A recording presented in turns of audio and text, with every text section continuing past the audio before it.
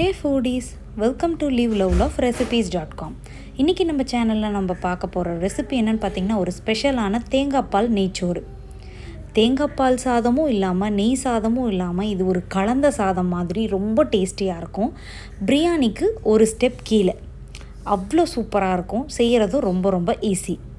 இந்த சாதத்து கூட இந்த கடலை குழம்பை நான் சர்வ் பண்ணேன். ரொம்ப டேஸ்டியாக இருந்தது. இந்த கடலை குழம்புக்கான ரெசிப்பியை நாளைக்கு நான் அப்லோட் பண்ணுறேன்.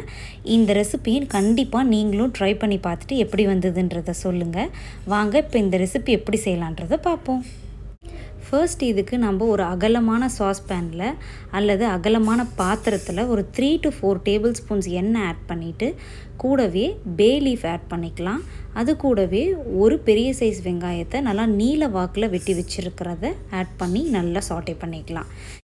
இந்த வெங்காயம் வதங்கிறதுக்குள்ளே நம்ம ஒரு மசாலா பேஸ்ட் அரைச்சிக்கலாம். அதுக்கு ஒரு மிக்சியில் இந்த மாதிரி 3 பீஸ் பட்டை, 2-3 கிராம்பு, ஒரு பிஞ்ச் அளவுக்கு ஏலக்காய் தூள் அல்லது ஒரு ஏலக்காய், ஒரு 10 to 15 போல் சின்ன வெங்காயம், அதை நல்லா ரெண்டாக நறுக்கி ஆட் பண்ணியிருக்கேன். காரத்துக்கு 2 பச்சை மிளகா ப்ளஸ் இஞ்சி பூண்டு விழுது ஒரு 1 டேபிள் ஸ்பூன். உங்கள்கிட்ட விழுதா இல்லைன்னா ஒரு 5 பல் பூண்டு, 1 இன்ச் அளவுக்கு ஜிஞ்சரை ஆட் பண்ணி கொஞ்சமாக தண்ணி ஆட் பண்ணி இந்த மாதிரி நல்லா ஃபைன் பேஸ்ட்டாக கிரைண்ட் பண்ணி எடுத்துக்கோங்க.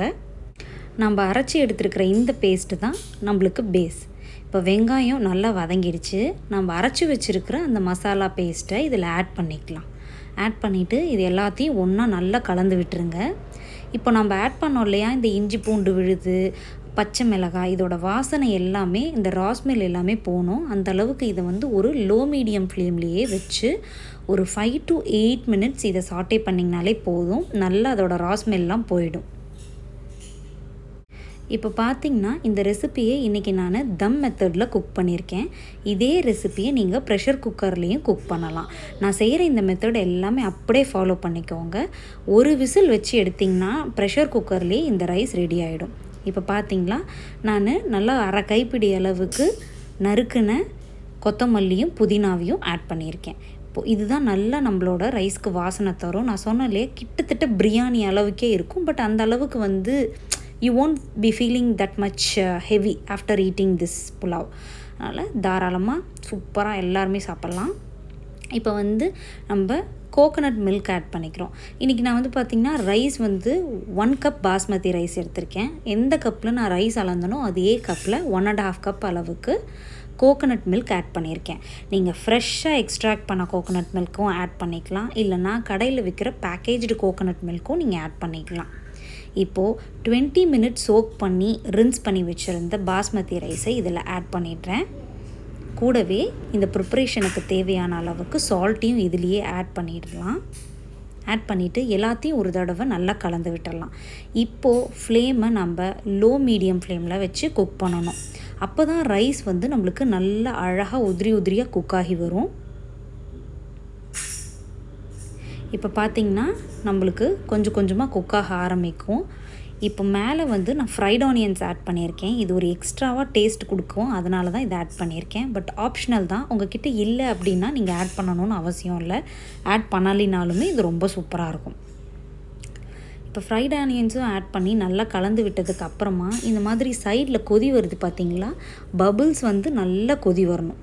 இந்த மாதிரி கொதி வந்ததுக்கு அப்புறமா ஒரு ஃபியூ மினிட்ஸில் பார்த்திங்க அப்படின்னா நம்மளுக்கு சாதம் எந்த அளவுக்கு வெளியில் தெரியுது பாருங்கள். எல்லாம் நம்ம ஆட் பண்ண மில்க் எல்லாம் கரைஞ்சி போச்சு.